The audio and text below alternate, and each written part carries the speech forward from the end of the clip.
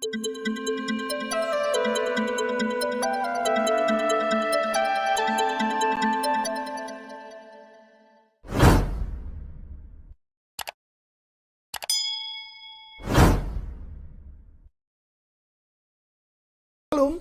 berjumpa lagi dengan saya, Effendi Tobing, dalam Boker Top Channel. Kali ini kita masih akan berbicara tentang topik apa kata Alkitab tentang. Kali ini kita bicara tentang apa kata Alkitab tentang silsilah.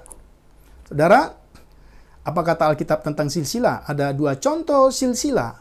Ya, di dalam Alkitab, saudara bisa buka Kejadian pasal 4 dan pasal 5. Saudara bisa melihat Kejadian 4 ayat 17 sampai 22 dan Kejadian 5 ayat 1 sampai 32. Ada dua silsilah yang dimulai dengan nama Adam, kemudian berakhir dengan Lamek. Kemudian yang kedua ada yang dimulai dengan Adam, kemudian berakhir dengan Nuh. Pertanyaannya, apa hubungan di antara kedua silsilah itu? Saudara, mari kita melihat, sebelum kita melihat atau menjelaskan apa kedua hubungan di antara silsilah itu, maka kita akan lihat apa fungsi silsilah khususnya dalam Alkitab, khususnya Perjanjian Lama. Yang pertama, silsilah adalah salah satu cara untuk menunjukkan hubungan dan perbedaan Israel dengan non-Israel dengan menelusuri garis keturunan sampai kepada nenek moyang yang sama. Misalnya, keturunan Lot dalam Kejadian 19 ayat 36 sampai 38. Nahor 22 20 sampai 24. Ketura 25 ayat 1 sampai 6. Ismail 25 12 sampai 16 dan Esau pasal yang ke-36. Kemudian fungsi silsilah yang kedua untuk menjembatani kesenjangan dalam catatan-catatan naratif. Contoh yang baik terdapat dalam Kejadian 5 dan 11, Rut 4 ayat 18 sampai 22. Yang ketiga, untuk menjalankan fungsi kronologis yang terbatas, seperti menetapkan tanggal air bah dalam Kejadian 5 atau Kejadian 6, atau kelahiran Abraham pasal 11 dan umur bumi. Dan masih banyak catatan atau peristiwa-peristiwa lain. Yang keempat, fungsi silsilah adalah untuk mengidentifikasi tugas-tugas khusus. Misalnya, kalau kita memperhatikan bilangan pasal 1 dan pasal 26. Ada 2 kali sensus. Dan salah satu fungsi silsilah di situ adalah untuk menjelaskan tugas-tugas para imam, Lewi, Musa dan Harun, dan tokoh-tokoh yang ada di dalam Alkitab. Yang kelima, ini yang paling penting, untuk melegitimasi individu atau untuk meningkatkan status mereka. Contoh yang baik adalah misalnya, inilah silsilah Musa dan inilah silsilah Harun dalam Keluaran pasal yang ke-6 ayat 14 sampai dengan ayat yang ke-26. Kemudian yang ke-6, untuk membangun dan melestarikan homogenitas komunitas Yahudi yang hanya kita temukan dalam daftar, misalnya dalam Esra dan Nehemia, tetapi juga dalam tradisi para rabi. Yang ketujuh, untuk menunjukkan kesinambungan umat Allah yang melampaui gap yang besar, misalnya ada air bah, ada pembuangan, ada masa kesunyian 400 tahun antara Maleaki dengan Matius. Ini yang kita lihat. Ya. Maka mari kita lihat dua silsilah yang saya sudah jelaskan di depan tadi. Saudara perhatikan, ya, ada 2 atau 3 atau 4 silsilah yang didaftarkan di dalam Alkitab paling tidak. Yang pertama yang disebut dengan silsilah linear. Silsilah linear bertujuan seperti bagian yang ketujuh tadi, bertujuan untuk melegitimasi orang yang terakhir yang disebutkan dalam daftar. Kalau kita perhatikan silsilah pasal 4 dan pasal yang kelima, maka Lamek dan Noah menjadi tokoh sentral dan sasaran dari silsilah tersebut. Kemudian silsilah yang tersegmentasi, ya, terutama menjelaskan atau mencoba untuk menunjukkan hubungan yang ada di antara mereka yang terdaftar. Apa hubungan antara anak dan orang tua, sebaliknya antara orang tua dan anak? Ya, misalnya ada silsilah menurun. Saudara bisa perhatikan dari orang tua, ya, ke anak. Itu bisa kita lihat di dalam satu Tawarik yang juga penuh dengan silsilah. Dalam pasal 9 ayat 39 sampai 44. Tapi sebaliknya juga ada silsilah yang disebut dengan silsilah yang menaik dari anak ke orang tua. Saudara bisa lihat satu Tawarik pasal 9 ayat 14 sampai dengan ayat yang ke-16. Nah, sekarang bagaimana kita menginterpretasikan dua silsilah yang berbeda pada pasal 4 dan pasal yang kelima? Beberapa interpretasi. Yang pertama, ya, terdapat paralel di antara keduanya yang merupakan silsilah linear. Saudara perhatikan dari bapa, ya, kepada anak, tetapi tiba-tiba bergeser ke silsilah yang tersegmentasi di bagian akhir, ya. Saudara bisa lihat kembali kepada gambar tadi, di mana keduanya mencantumkan 3 orang anak laki-laki.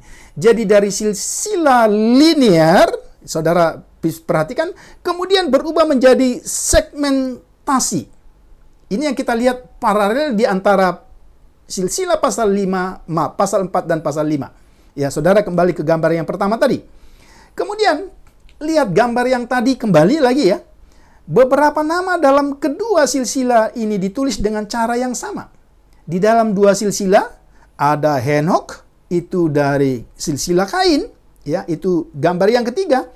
Dan ada Henok dari suku Set, itu ada pada silsilah yang garis ke-7. Kemudian ada seorang Lamek dari suku Kain, dan seorang Lamek dari suku Set. Saudara bisa lihat yang ke-7 dan yang ke-9. Yang ketiga, beberapa nama dalam kedua daftar tersebut terdengar sama, tapi, ya, hanya sama, tapi tidak memiliki pribadi yang sama.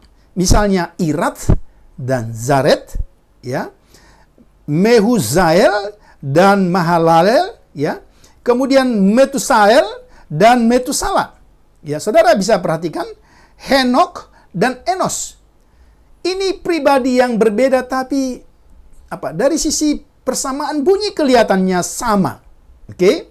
Kemudian yang kita lihat yang beberapa interpretasi lain, pasal 4 menelusuri, ya, keturunan Kain, dan pasal 5 menelusuri keturunan Set. Tidak jarang dua orang memiliki nama yang sama pada waktu yang sama. Oke. Kemudian beberapa nama dalam silsilah ditulis dengan cara yang sama. Oke. Ada Henok dari suku Kain dan Henok dari suku Set. Ada Lamek dari suku Kain, ada Lamek dari suku Set. Kemudian ada daftar itu, ya, kita bisa melihat. Nah, sekarang mari kita lihat bagaimana kita bisa menginterpretasikan silsilah pada Kejadian pasal 4 dan pasal yang kelima. Ya, penjelasan yang terbaik adalah penjelasan yang sederhana, yaitu bahwa kita sedang berurusan, ya, setelah kita mengartikan silsilah untuk melegitimasi individu tadi, kita sedang berurusan dengan dua jalur yang berbeda, meskipun ada nama-nama yang kedengaran sama. Ya, pasal 4 menelusuri keturunan Kain, dan pasal 5 menelusuri keturunan Set. Tidak jarang ada dua orang memiliki nama yang sama pada waktu yang sama. Ya, pendekatan ini memiliki keuntungan. Pertama, pendekatan ini menggunakan teks dengan istilahnya sendiri dan tidak menggunakan rekonstruksi hipotesis. Jadi tidak mencoba membuat pemikiran hipotesa dari luar Alkitab. Oke? Nah, kedua, keuntungan yang kedua dari pendekatan itu, pendekatan ini tidak memaksakan penyamaan nama-nama yang sebenarnya tidak cocok. Sebagai contoh, Zaret dan Irat berbeda. Selain dari urutan Res dan Dalet, sangat berbeda dalam bahasa Ibrani, Yared dan Irat masing-masing. Ya. Kemudian urutan kedua, silsilah itu tepat. Oke, saudara bisa perhatikan. Jadi, kalau lihat kenapa bisa beda? Karena dia sedang menjelaskan dua silsilah yang berbeda. Keturunan orang fasik dan keturunan orang benar. Urutan kedua, silsilah itu tepat. Garis keturunan yang saleh. Ya. Kemudian saudara perhatikan garis keturunan fasik. Faktanya, garis yang lebih penting ditunjukkan silsilah yang berurutan. Pertama, ada silsilah yang singkat yang mencakup 3 generasi, Adam sampai Enos. Itu kita bisa lihat dalam pasal 4. Dan kemudian silsilah yang lebih panjang yang mencakup 10 generasi dari Adam sampai Nuh dan putra-putranya. Saudara yang saya kasihi dalam Tuhan Yesus Kristus, ini penjelasan singkat tentang apa kata Alkitab tentang silsilah. Ada beberapa arti silsilah dalam Alkitab, dan saudara bisa mencoba membaca banyak silsilah. Di Kejadian 5 ke 11 juga banyak silsilah. Di Tawarik, Esra, Nehemia juga ada silsilah. Dalam pembukaan perjanjian baru, di dalam Injil Matius juga terdapat silsilah. Coba saudara perhatikan. Arti dari silsilah-silsilah yang saudara pelajari, itu ada tepat di dalam arti yang sudah dijelaskan pada topik ini. Tuhan Yesus memberkati. Salam.